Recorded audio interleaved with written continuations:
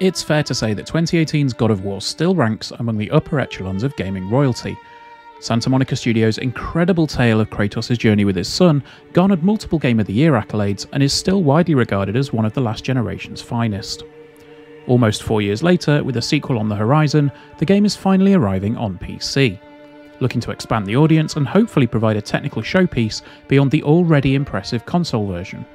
I won't spend too much time talking about the intricacies of the story, as it's probably old hat by this point. However, playing through a big chunk of the game again for this review was an absolute delight. From the initial chopping of the tree to encountering the World Serpent and Mimir's almost constant brilliant wit and wisdom, my time with the PC version of God of War was a joy. The added technical bonuses made it feel like a breath of fresh air. Mechanically, the game is dense but impressive, with new ideas drip-fed to you throughout your quest. New characters are also introduced at just the right moments, with Brock and Sindri still being absolute highlights. There are no new story elements or additional DLC crammed in here to make the PC release feel more special. This is simply the PS4 game released on a new platform. But when a game is this good, that's no bad thing. My thoughts from the original review remain, which you can check out on the site linked below. The rest of this review will look at the PC's technical improvements more than anything. For reference, my PC has a Ryzen 5 3600 CPU with an RTX 3080 and 32GB of RAM. This is slightly short of the recommended specs for a solid 4K 60, with the CPU being the Achilles heel. However, for the vast majority of the time, the game delivered an almost flawless performance. For the most part, I was running at over 60 frames a second on ultra settings in native 4K. In fact, certain areas almost hit 100 frames a second. Whenever the game did dip below 60, it usually dropped into the high 50s, which was almost unnoticeable running on an LG C10 with G-Sync. There was one cutscene that dipped really low, and I can't quite explain it, but the footage is here so you can have a look and see where it dips.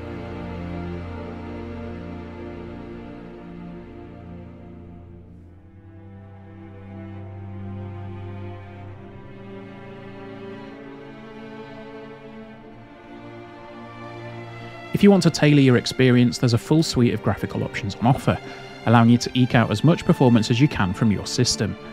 When running maxed out though, the game looks absolutely astonishing. Whether it's the pores on Kratos' skin, or the sinewy remains of enemies after you cleave them in two with the Leviathan, the game leaps off the screen. This is helped with the HDR implementation, which carries on the legacy from the console versions of being a standout title in this regard. The colour palette of the game is magnificent as well. Kratos' leather braces and wooden handle on the axe are suitably muted, with particles and other important items in the world glowing as brightly as the Vegas Strip in the third week of December. Coupled with some of the best in the business art direction, and you've got a truly spectacular visual showcase. Improved shadows, achieved by using new ambient occlusion techniques and simply more GPU grunt, make things feel much more grounded in the world. There are also enhancements to things like screen space reflections and particle effects. I'm aware that there's a certain degree of difficulty in reviewing a PC title when the rig in question has one of the strongest GPUs on the market right now. It may not give everyone a decent idea of how their machine will perform. However, with an array of DLSS options available on top of the graphical ones mentioned above, there will likely be a way you can get this running at 60 frames a second on whatever resolution you wish. I tinkered with the settings during my time with the game, and there were occasions when using DLSS that I genuinely couldn't tell the difference between that and native 4K. Nvidia's tech is a game changer when it comes to performance, and I saw consistent frame rates of over 80 frames a second when it was enabled. Your mileage may vary of course, but if you're hesitant on this PC port after the initial launch of Horizon Zero Dawn, you don't need to be. This is a fantastic example of optimization. I'll leave you with a few comparison shots of the early going between the PC version and a New Game Plus run on the PS5. The console version got a patch last year which boosted the frame cap up to 60 frames a second, which we did a video on that you can find linked above. But the performance on the PS5 holds up magnificently, and I think it's probably important to note that here. However, if you do have a PC that can handle it, then there is a definite crispness to the native 4K image, as well as an improvement to some textures and effects that are only on display here. Father, above you!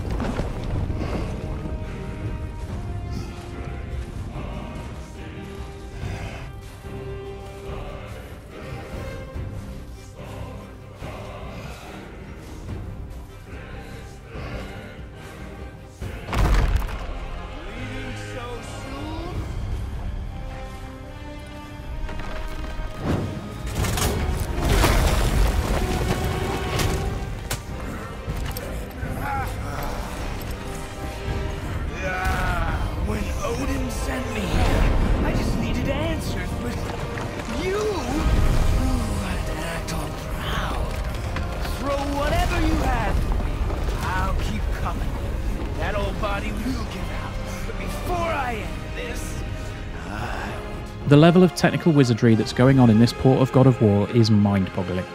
If you're a PC gamer, this is absolutely a title that you need to play. A well-optimised version of a wonderful story, with stunning mechanics and astonishing visuals, God of War may almost be 4 years old, but it's truly in the conversation for the best games of all time. And this is the definitive edition. Thank you for joining us, guys. If you have enjoyed this video, please do drop us a like, leave us a comment down below, get subscribed to the channel, and we've got plenty more content coming very soon. Alright guys, take care. We'll see you soon. Bye bye.